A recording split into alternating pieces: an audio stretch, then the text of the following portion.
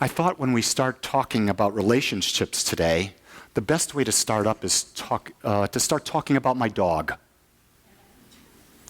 So the other day, I've got a 4-year-old yellow lab. And this yellow lab is my dog. It loves my wife, it loves my son, but this is my dog. Well, I'll be sitting downstairs at my desk, and inevitably that dog's got her nose right up against me, poking me, and it wants something. And the other day, I was in the midst of doing some serious writing, and I was in the flow, and there she is poking me, poking me, poking me. And I was about to say, go lie down. And I paused, and I said, wait a second. Didn't I choose to have this dog? Didn't I, when I went out and found this puppy, make a conscious decision that I wanted this animal to be my best friend? Didn't I love the aspect that this animal just loves me unconditionally, that's always there unconditionally for me? Why, in that moment then, am I pushing it away? And it made me come to the realization that, yes, you get all of these qualities, but in order to get those, the pushy little bitch over here needs to get hers as well. Does that make sense? So with that, I now got up and I graciously let her outside without any remorse and hesitation. You see, there's this idea, and we forget this idea, that we have to embrace both sides. And so I go back to this statement. This was one of my thoughts of the week. And it's infatuation is when we fall in love with a fantasy that we've created about a person rather than a balanced acceptance of who they really are. And you see, this is why so many couples get into a problem, because they go out and they whine and they dine and they hold hands and they play kissy face and they smooch and the doors are held open and there is loving. They're on their best behavior. They have not even experienced the other expelling gas. But yet, as time goes on, what happens? We let down our guard and we expose our real self. When we expose our real self, what we're doing is we're saying, here is who I really am. Embrace all of me. But we're afraid to do that at first. We think that people are immediately going to reject us, so we're going to come out and we're going to put on our best foot forward. And we're going to always be that, and then we fall in love with that aspect, and then when the other side comes on, we go, oh crap. I want you to know I've been married for going on 44 years, and sometimes I still say, oh crap. Not necessarily about her, but me. Because I'm exposing things about me. I'm being as authentic as I can, because here's the thing. If I don't accept Lee, I can't be authentic as Lee. You see, you can't separate those two words. Those two qualities you cannot separate at all. So I want to go on to the next idea here. And that is, in order to have a meaningful relationship, we have to clear the past. We have to accept what has happened to us.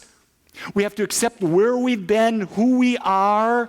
And until we do this, we cannot be authentic. And there is no relationship worth having. It is impossible to be in a love relationship if we are not authentic. It is impossible. Because until we put out everything that we are and we accept ourselves as we are, and we're not afraid to put out who we are, we're not giving the other person the opportunity to love us as we are, but rather we've given them a figurehead. We put out the golden calf and say, worship this. When I see the story in the Bible about Moses in the desert and the Jews are worshiping the golden calf and Moses comes down and destroys it, what he's saying is, get rid of the illusion. Be yourself. Stop worshiping something outside of yourself. This is the whole thing. We've been taught we've got to go outside of ourselves. We've created these images of an anthropomorphic being that we call God, who's there to judge us. And in that judgment, it puts us in fear. So we're always hiding our authentic self because we're afraid of being judged. Because if we're judged, then we're not worthy enough. In real life, the Lord, the God, the infinite, the Almighty, the Savior, the infinite mind, the Spirit, the all-encompassing presence, call it George. It doesn't matter what you call it because you're limiting it. But when you put that out there, it doesn't care what you do. It doesn't care. Can you hear that? Because there's a law that is the nature of God, and that law is the law of cause and effect, and it gives unto us as we put out, so nothing has to judge us. We automatically receive, not punishment, but an effect of what the cause is that we put out there. The beauty of it is, that the grace of it is, the mercy of it is, that this law responds to the nature of our thought, and when we change the nature of our thought, the law responds to the new nature. So we're never damned into one place. We're never damned into hell. We're never damned into experience. We have the freedom to create it anew. That's the beauty of this teaching. This beauty of our teaching is, yes, there's 100% responsibility. 100% responsibility. Not what happens to you, but how you respond to it. You see, there's a key there. A lot of times when people come into the new thought or the metaphysical, they say, well, I can control everything that happens to me. No, you can't. You can't, because there are people. There are other people in this world, and they're going to bump into you in that, but you can control your experience of those people. And here's what I'm going to share with you. When you are so authentic and you are so real, these people that might be a thorn in your side, they won't even know that you exist. Because the frequency that you're vibrating at, and that's what we are, we're energy, right?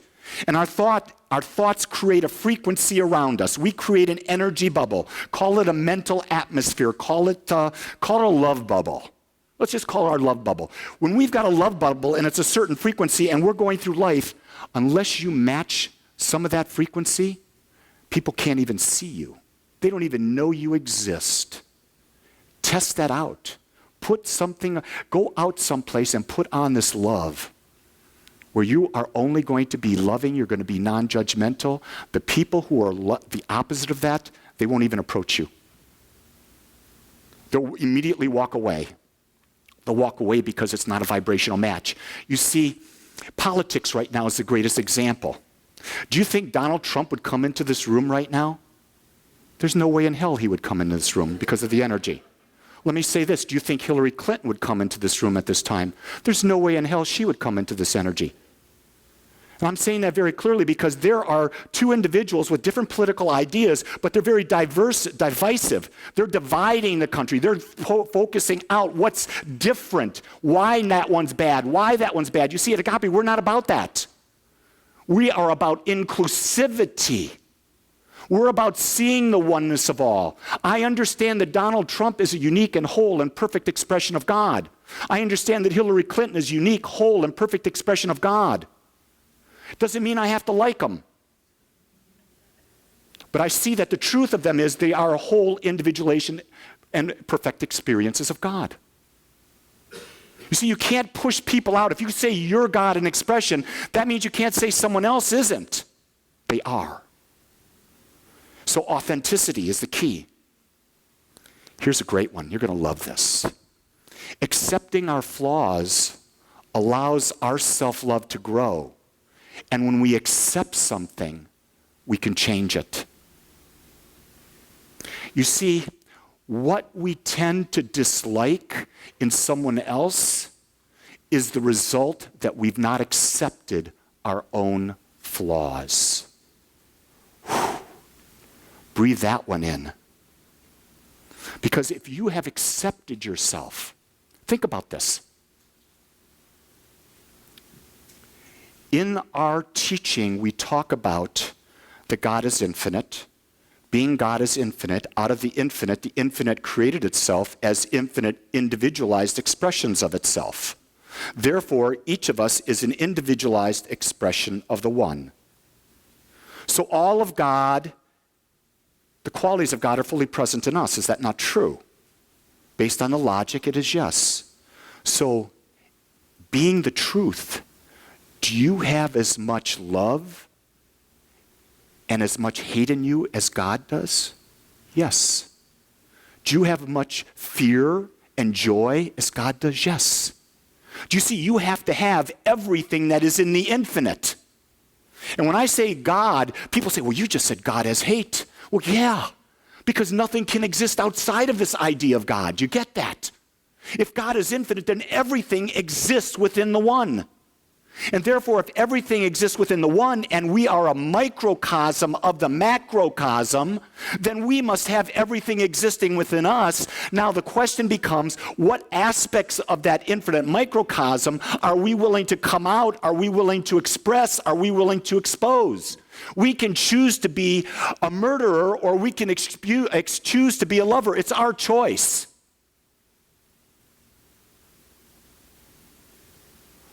That's a hard concept to grasp. But until we realize that everything is available in us, we're not free. You see, if you are limited in any way, you do not have freedom. But the infinite power and presence that we call God is always free because it's infinitely expressing. So I'm going to really make a bold statement that a lot of people New Thought don't like. They want to say, let there be peace on earth. No, there's never going to be peace on earth. Why? Because the infinite's always going to be expressing, and there always has to be contrast. Without contrast, we can't evolve. And contrast is what? It's chaos. Contrast is the opposite of what we currently have, which causes us to move to another level. So if consciousness is always infinitely expressing, we can't take a segment of consciousness and say, you no longer exist, so we're putting you over here so that we can have peace on earth. Not going to happen. But what we can do is we can create peace in our minds. We can create peace within us. And guess what? When we do create that peace within us, eventually there's going to be discord. Eventually there's going to be contrast. But the key is, can you accept that contrast, that change is a natural aspect of our evolvement? And when we can embrace the idea that contrast and change is the natural outpicturing in our evolvement, now we can be at peace with change. Now we can embrace this idea of our flaws, because our flaws cause us to become stronger. Do you see that? When we have flaws and we face those flaws and we deal with those flaws, we become stronger. What does stronger mean? We become more aware that the power to change it is within us. I had this conversation with this beautiful young woman the other day. It was a one-on-one after one of the chambers I go to. And she wanted to get to know me because she says, you're sort of weird. I want to hear what you got to say. And she was talking and she says, well, you know, one of the things that I've learned from this specific church is that if I want a happy marriage, and I've been married for 16 years, if I want a happy marriage, I have to submit myself to my husband. And when I submit myself to my husband, then my husband will love me. And I looked at her and said, I'm sorry. In my 43 years, I've never submitted myself to my wife, and I pray to God she never submits herself to me. I said, because why are you saying that you're beneath this person? How can you say you're beneath this person? And I invited her to consider the word, can you accept your husband? Can you accept all of his greatness and all of his flaws? And then can you ask him to accept you and all of your greatness and all of your flaws? And then can you come together and can you support each other as you both evolve into a greater expression of yourself? And the response was, I'll think about that. And you know, that was perfect. Because never expect someone else to get what you're saying. Never expect it. But here's what you can do. You can plant seeds. You see, great teachers plant seeds and allow the student to grow the seeds within them. You see, teachers don't have the power to change people. Counselors, ministers, psychologists, psychiatrists, they don't have any power at all. They plant seeds in you so that the individual can see a greater expression of themselves. And in order to see a greater expression of ourselves, we have to embrace our flaws.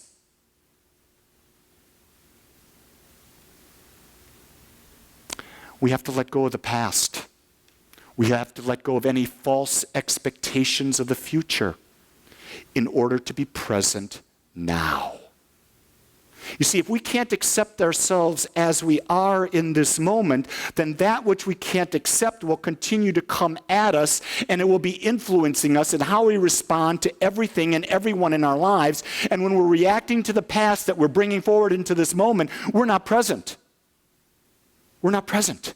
So if I'm a single man and I've been in a relationship that didn't work and I have these negative feelings about the way I was treated, and I go forward and I start to date this other individual, but I'm bringing forward this other baggage with me, am I able to be in the moment with that person?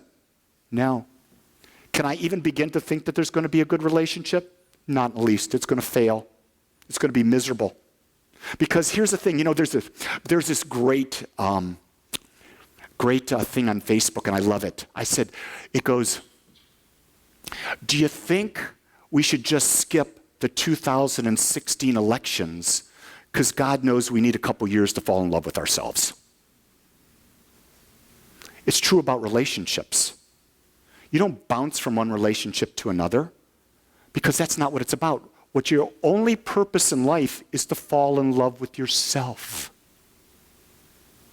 That's the only relationship that matters, because the more you fall in love, the more you accept yourself, the more you understand your values, the more you understand you're one with God, the more you see your purpose in life, the more you come from that, what happens? You change the energy around you, and that energy around you attracts people into your life through which you can have the relationships that do what? That support and grow you, like we talked about last week. The only reason we're ever in relationships is to support and grow ourselves and to support and grow others. Other than that, relationships are meaningless. There's no purpose to them. Because all we're here, when you really think about it, your uniqueness wants to be more unique. Your uniqueness wants to express itself in ways that yet have not been dreamt of. And so your uniqueness wants other people to come in and stimulate you to find what that way is. And so that's why we draw people in, to cause us to be stimulated, to understand what is the next highest step for us so that we can become the greater us, the greater me, the greater you. That's all it is. Everything is about evolving. When you're evolving, you feel good. When you're not evolving, you're bored and you're dying. When you look around today, find and talk with people, find out who do you think has juice. If they have juice, they have a purpose that they've not yet met. The thing I'm finding is that when people get up into the age bracket where I am, about 42, stop the laughter. I'll damn you all to hell, all of you that laugh. When they reach the age where I'm at, they don't have a new purpose in life. They think their purpose is over. They think that it's time to retire. A neighbor of mine packed up and moved. I've known this neighbor for 30 years. He packed up and moved. He and his wife are now moving to Georgetown, and they're going into Sun City. Sun City is a retirement community down there. And I sort of said, hey, buddy, you going to play golf every day with the old farts? And he goes, yep, I'm going to be one of them guys. I says, well, guess what? You're going to be going to a lot of funerals. And he looked at me real funny, and I said, what are you going to do to find your next adventure? What are you going to do to find something that stimulates you to express a higher thing? And he says, well, I'll just play better golf. And at that moment, I knew there was no point going any further. But you see, the whole idea is, one of the things that came to me when I was in Peru, I was with these young men and women, 32 and under. And they stimulated my thoughts beyond what I can tell you. They loved the wisdom that I brought from my years, but their thoughts stimulated me to a higher idea of me. So I want to challenge you to make sure that your circle of people that you surround yourself with are those who have wisdom that they've accumulated, and those who don't have the wisdom who stimulate you beyond your self-believed ideas that have formed a box around you that limit you. Because young people do not have that box. That's why it's good to have young people. It's good to have older people. You see, it's about inclusivity. The more diversity that's included in this community, the greater challenge we are to each other, the higher we all evolve together. So what we've done so far in our relationships, in 2 weeks we've covered so much. We talked about who we are. We talked about what makes us unique. We talked about what is our purpose in life. We've now talked about that the foundation now is to accept ourselves, all of ourselves, as we are. And so I want you to contemplate that this week, to understand what is it that you're not accepting. And then find someone. If you can't find the good about what it is that you're not accepting, call me, call a practitioner, and we'll show you the good. Because I can tell you, I've done a lot of things I'm ashamed of, but today, I'm not ashamed at all. I'm proud, because without those, I couldn't be Lee. And I embrace Lee as he is. Here's the key I want you to know. No matter what you've done, I embrace you. Because in this moment, you are perfect. And don't let anyone tell you any differently. Let's pray.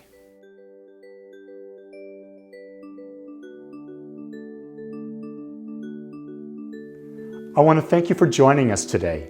I am so grateful that you took your time to watch or listen to this message. If you found this message beneficial, I would ask you to go to our website. Once there, click on the Contribute button and experience the joy of conscious and purposeful giving. It is through your gifts that we are able to bring this message to the world. I would also ask you to please share this message with anyone you feel might benefit. Again, I want to thank you for joining me and the Agape community as together we bring joy to life.